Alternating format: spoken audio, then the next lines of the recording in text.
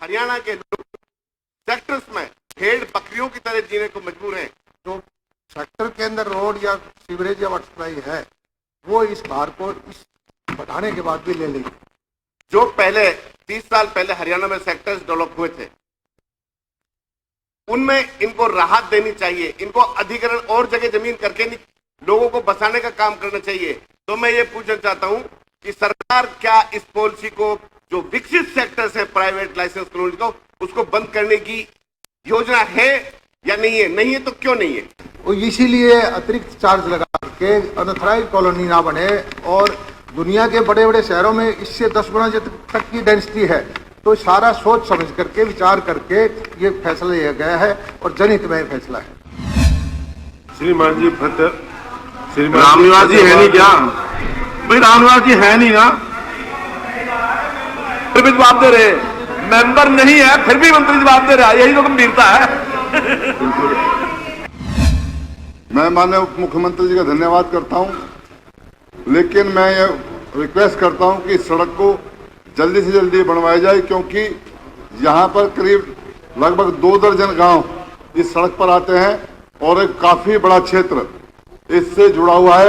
और मैं माननीय सदस्य को अश्योर करता हूं कि अगर अगले 15 दिन के अंदर केंद्र से हमारे पास फंड्स नहीं आते, क्योंकि एक बहुत अहम रास्ता है तावड़ू की तरफ जाने का पंचगांव से, और पुरानी सड़क है और इसके बीच में अनेक गांव भी लगते हैं, अगर 15 दिन के अंदर केंद्र हमें फंड एलोकेट नहीं करती तो इसको तुरंत स्टेट हेड से हम टेकअप करके स्पेशल रिपेयर नहीं, इसको दोबारा स्ट्रेंथन भी करेंगे और बनाने का भी काम करेंगे।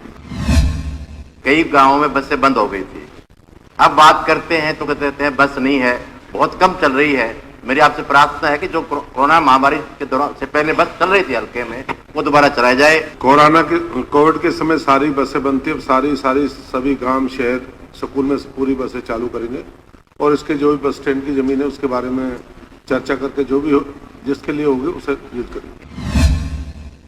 हरियाणा और पंजाब में सबसे ज्यादा सेलर चीका मंडी के अंदर है, तो उनको जो है ना सबसे ज्यादा किल्लत आती है कि जो फीड नहीं मिलता उनको सुखाने के लिए, जीरी इकट्ठे करने के लिए।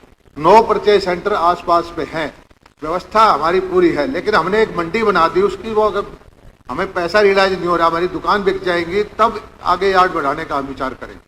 ये तो एक मंथन करना चाहिए, वहां प्लेटफार्म बनाना चाहिए। जब आप खुद ही मानते हो कि चीका स्टैम्प नंबर 1 पे हरियाणा पे आवक में, तो फिर प्लेटफार्म नहीं होगा, कहाँ डाल लेंगे फसल को? बिल फ्री दिलवा दो, बना देंगे। नहीं सर, म्यूनसिपल कमेटी फ्री देती नहीं। सरकार की जमीन है चाहे म्यूनसिपल कॉर्पोरेशन की, वो तो आपके पास काम आएगी, वो आप ही जो है जमीन आपकी बस जाएगी, आप उसमें स्टॉल करो।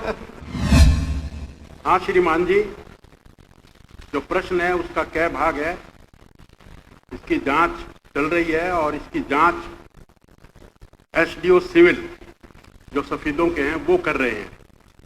और 6 की बात जहाँ तक है, उनको सभी फाइलें और जो भी उपयुक्त मटेरियल है वो उनको अवेलेबल करवा दिया गया है और वो इसकी जांच कर रहे हैं और जल्द ही इस जांच को पूरा कर लिया जाएगा। 27 सेक्रेटरी की नियुक्ति की जाए, जिसके ताकि वो जांच और टाइम बाउंड जांच की जाए, जिससे वो बहका जो माहौल कर्मचारियों में बना हुआ है वो ना रहे और आगे शहर का विकास ना रोक पाए। ऐसे दर्जनों गांव हैं जहां पर हजारों एकड़ भूमि जो पानी भराव की वजह से खराब हो चुकी है और वहां पे जो भूमि में जो फसल उगी जाती है वो भी ज्यादा से ज्यादा सड़कें खराब हो चुकी है। आपके अनुरोध करती हूं कि जो फसलें खराब हो चुकी है उनकी गिरदावरी की जाए और उन किसानों को मुआवजा ज्यादा से ज्यादा दिया जाए। जब ये सरस्वती नदी का पुनरुद्धार हो जाएगा तो यहाँ पानी नहीं रुकेगा, उस बहुत सारे गांवों का पानी निकल के उसमें आगे चला जाएगा। तो 2 बार तो इसमें अगले मीटिंग में हम इसको ये एजेंडा में ले करके आपकी समस्या का समाधान करेंगे। मैं पहले आश्वासन दे चुका हूँ। यह भी मुख्यमंत्री उप मुख्यमंत्री जी से कहना है कि इन लोगों की मूलभूत सुविधाएं उपलब्ध करा के ठाठर से गोविंदपुर सड़क जोड़ी जाए, ताकि सैकड़ों गांवों को समलोठा देवी मंदिर जो ऐतिहासिक प्राचीन मोरनी का मंदिर है वहां जाने के लिए सुविधा मिल सके। अध्यक्ष महोदय, मैंने आश्वासन दिया है कि ये पाइप की पुलिया है बड़ी हुई है, आने जाने का रास्ता तो हम तुरंत ठीक करवा देंगे। परमानेंट जो स्ट्रक्चर बनना, ब्रिज बनना है, वो हम जो ये बाढ़ का सीजन चला जाएगा उसके बाद शुरू करेंगे। पंजीरी प्लांट के अंदर ही बाकी बची ज़मीन के अंदर अगर पंजीरी प्लांट वो बना दिया जाए कम्युनिटी सेंटर, उसके ऊपर पंजीरी प्लांट की एक्सटेंशन अगर करना चाहेगा तो एक्सटेंशन कर दी जाएगी। वैसे मोहल्ले के अंदर वो मोहल्ले के अंदर आ गया पंजीरी प्लांट की आवश्यकता नहीं है। इस विचार को एग्जामिन करवा लें। कब तक हो जाएगा जी? जैसे ही आप भूमि का थोड़ा बंदोबस्त करेंगे। नहीं, जो प्रपोजल दिए कमिश्नर साहब ने, महिला एवं बाल कल्याण विभाग से भी बात कर ली। नहीं, कमिश्नर साहब ने जो प्रपोजल दिया उसके बताओ दो ना। उसके बारे में एग्जामिन करवा लेंगे जी, ठीक हुआ तो उस पर विचार किया जा सकता है।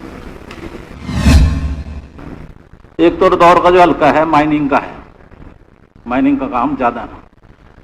सड़क की जो हालत है ना, वो आपके जो EIC हैं वो भी देख के आए। मैं माननीय सदस्य को विश्वास दिला देता हूँ कि अगले 30 दिन में ये नया टेंडर फ्लोट होकर कॉन्ट्रैक्ट अलॉट कर दिया जाएगा, जिससे अगले 7 से 9 महीने के अंदर ये जो 19 से लेके 22 तक की पेंडेंसी है, इसको हम फुलफिल करके इस साल के अंदर अंदर इस पैच को कंप्लीट करें।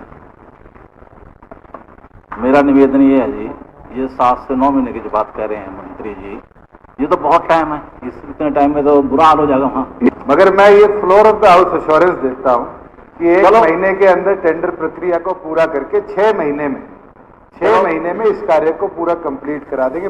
कि आप वहाँ थोड़ा बहुत सामान सुन करवा दो, मेरी जान बच जाएगी। लोग नहीं तो मतलब नहीं डॉक्टर किशनलाल बेटा रोडी राड़ी कुछ ऐसा। 29 कॉलोनियां बची, उनको कब तक किया जाएगा? और साथ में पहले जो कॉलोनियां पास थी, कुल कितनी कॉलोनियां पहले पास थी, इस बारे में भी बताएं। जो ये 6 कॉलोनियां हैं, इनका भी आपकी तरफ से प्रस्ताव नहीं आया है। ये तो जो सर्वे किया गया है उसमें से 6 कॉलोनियां इसमें शामिल की गई हैं।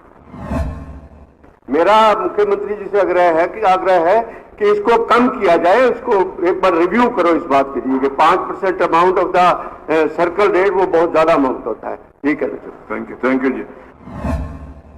आपके माध्यम से उप मुख्यमंत्री जी से कि यदि इस समस्या को आपने खत्म करना है, लोगों का समाधान करना है, तो आपने इसमें समय सीमा रखनी ही चाहिए। लोगों की बहुत बड़ी भारी समस्या ये है। तो ये अश्योर करता हूं कि तुरंत टेकअप कर उसको रेक्टिफाई कराने का काम करेंगे कि आने वाले भविष्य के अंदर ना वहां पानी खड़ा हो और ड्रेन के माध्यम से कोई ऐसी जगह जहां पर पानी की प्रॉपर निकासी हो, उसकी कनेक्टिविटी बनाई जाए।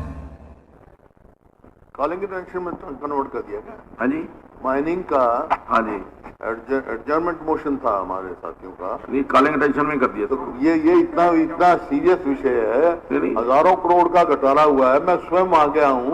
एडजर्नमेंट मोशन इसकी एक्सेप्ट करना चाहिए। कॉलिंग अटेंशन का क्या मतलब? नहीं, सारे सब साथी इतने हैं और बहुत सेंसिटिव इशू है। अब मैंने हाउस में डिस्कस करने की बात है, नहीं, मेरा आपसे ये है, ये बहुत ही गंभीर विषय है। ये गंभीर है, मैंने स्वीकृत तभी किया ना। स्वयं गया हुआ गंभीर विषय है। स्वयं गया 800 फुट नीचे खोद रखा है,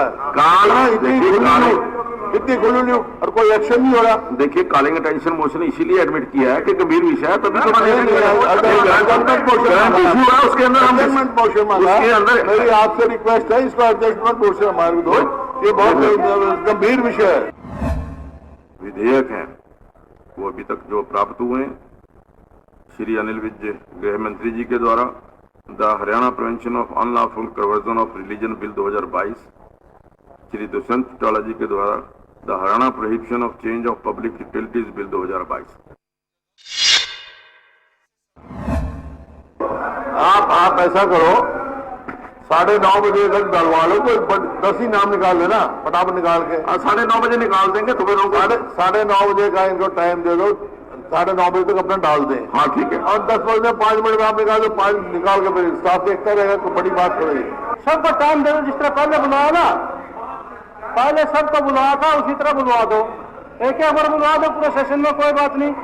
एक आदमी का निकलाया जैसे, और जो बाकी रह गए तो वो अगले दिन फिर डाल सकते हैं ना? हाँ, डाल सकते हैं वो। हाँ, ये सत्ता पक्ष को तो एक, विपक्ष वालों को 2 टाइम मिलने चाहिए, उनके पास बहुत मुद्दे होते हैं। सत्ता पक्ष को एक बारी और विपक्ष के लोगों साथियों को मुद्दे ज्यादा, ये तो अपनी सरकार के पास क्या बोलना जबरदस्ती करते हैं। आप क्यों इनकी बातों में आ रहे हो? जैसे ये हमें उठा के फेंकते थे, वैसे आप भी इनको उठा के फेंका करो। नहीं वो ऐसा मंत्री जी कहाँ लिखा हुआ 0 ओवर का? ये हमें उठा के फेंकते रहे। अब ये अपोजिशन में आए, अब आपसे प्यार की बातें करके टाइम ले रहे। नहीं ये तो बढ़िया रहे। अध्यक्ष महोदय, मंत्री जी अभी सो रहे थे, इनकी आंख खुलती है जब कुछ ऐसे करते फिर हो जाएंगे। कोई बात ये जो है आपका मेरा सुझाव था, आपने माना, अच्छी बात है। क्योंकि हमारे एक सदस्य हैं इलियास जी, वो जब कहा 3 मिनट का, वो कहते हैं भाई 3 मिनट तो स्टार्ट होने में लगता है, 3 मिनट ठंडा होने में लगता है, तो क्या करेंगे? आप किताब कानून है। हाँ, नहीं आपके पेट में दर्द क्यों है? अभी तो किताबें आपके पेट में दर्द क्यों है? Keeping the science of the house. अभी तो आप मोनोपोली थोड़ी चलाओगे। अभी तो किताब दिखा रहे हैं, हाउस की साइंस को तो समझो। अभी तो किताब दिखा रहे हैं, हाउस की साइंस को तो समझो। अभी तो किताब दिखा रहे थे साइंस ऑफ दी हाउस। आपको शूट करे science of the house speaker ऐसे आपको शूट ना करे, वो गलत है। मैं बोल रहा हूँ, एक बंदा बता अभी तो किताब दिखा रहे थे, जवाब देती हूँ। हमें उठा के फेंकते थे। वो लिख रही थी किताब। अरे बैठ जाओ।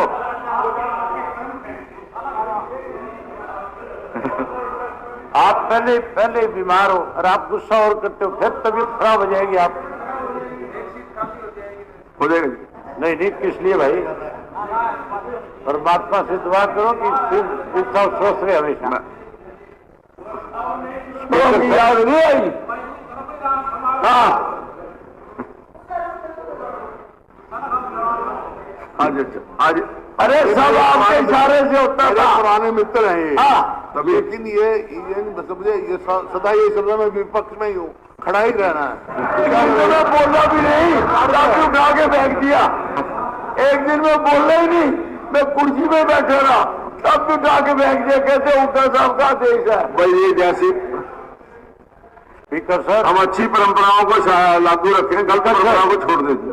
अगर इन्होंने गलत किया है तो उसको छोड़ दें। क्वेश्चन, ये जो क्वेश्चन का जो है सिस्टम जो बनाया लॉटरी का, उससे क्या होता है कि बहुत सारे मेंबर के क्वेश्चन छूट जाते हैं, वोटों के बाद में नंबर आते हैं। इसलिए जो 0 ओवर वाला समय है, इसमें आप ये लॉटरी वाला सिस्टम ना करो। लॉटरी की बजाय इसके अंदर सबको टाइम दो, हाउस का समय और बढ़ा लो। दूसरा जो विज साहब कह रहे थे, मैं उस पर भी बताना चाहूंगा। आप तो उस वक्त सदस्य नहीं होते थे ना? मैं नहीं था, हम लोग सदस्य थे। और विज साहब की बात बिल्कुल ठीक है, इसी सीट पे बैठते थे जिस पे मैं बैठा। और यहाँ से मार्शल आते थे और मार्शल आकर के विज साहब को उठा करके ले जाने की कोशिश करते थे। ये तो इनको हमारा धन्यवाद करना चाहिए। मार्शल आते थे और हम आकर के खड़े हो जाते थे, विज साहब को हाथ नहीं लगाओगे, और हम ही विज साहब को उठा के ले जाने से बचाने का काम करते थे। ये कड़वी याद नहीं करनी चाहिए। नहीं, भूल कैसे जाए, इनको तो बाहर से भी उठा ले जाते थे। भी करानी होती है। हाँ याद भूलने की बात करे, फिर करे भूल के जाए, डबल बात करे, इनको याद दिलवा रहे हो क्या वो बातें? जब आप मुझे निकालते थे, मैंने कहा था आप बैठोगे यहाँ, मैं बैठूंगा वहां, और वो बात सिद्ध हो गई। आप तो वहां भी यहीं बैठे हो और फिर भी यहीं बैठेंगे, तो परमानेंट है। राज्यपाल महोदय के अभिभाषण पर चर्चा प्रारंभ होगी। मैं तो सिर्फ माननीय मनोहर लाल जी की सरकार की उपलब्धियां, जो हमारी सरकार ने जो काम किया, उसके बारे में मैं तो यहाँ पर संक्षिप्त में बताने का प्रयास कर रहा हूँ कि हम लोगों ने निर्णय लिया कि जो करेंगे डंके की चोट पे करेंगे। मनोहर लाल जी के नेतृत्व में हरियाणा प्रदेश लगातार आगे बढ़ रहा है। इसलिए बढ़ते हुए हरियाणा प्रदेश के कदमों को रोकने के लिए कुछ लोगों को मैं कहूंगा कि बड़ी तकलीफ हो रही होगी। ये तकलीफ 2029 तक तो पक्का रहने वाली है, उसमें कोई शंका नहीं है किसी प्रकार की भी। अगर मैं कहूं कि बागवानी के क्षेत्र में हमारी सरकार ने क्या काम किया, जाओ राजनीति छोड़ दूंगा, एक आदमी खड़ा होकर बोले, एक आदमी सिंगल चैलेंज करके कह रहा हूं, एक आदमी बोलो कि बागवानी के क्षेत्र में सरकार ने क्या किया। आपको पता ही नहीं है। अगर हम लोग इस मंच के माध्यम से हरियाणा प्रदेश के किसान को बताना चाहते हैं कि हमारी सरकार ने बागवानी के क्षेत्र में अभूतपूर्व काम किए। ये इतने बड़े कलाकार हैं, रामलीला में काम करते ही है, इनको हनुमान का रोल भी दे दो, इनको रावण का रोल भी दे दो, वैसे ही रोल कर देंगे। अब सही रोल कर रहे हैं, आपने बहुत बहुत बार अब श्री ईश्वर सिंह जी इस प्रस्ताव का समर्थन करेंगे। मैंने पिछली बार भी आदरणीय डिप्टी स्पीकर साहब, माननीय मुख्यमंत्री जी को कहा था कि मैं रामलीला में पार्ट करता हूं, और मैं उस रामलीला में जिस रामलीला में आदरणीय बीबी बत्रा जी शूर्पणखा का रोल करते थे, मैं उसमें लक्ष्मण का रोल अदा करता हूं।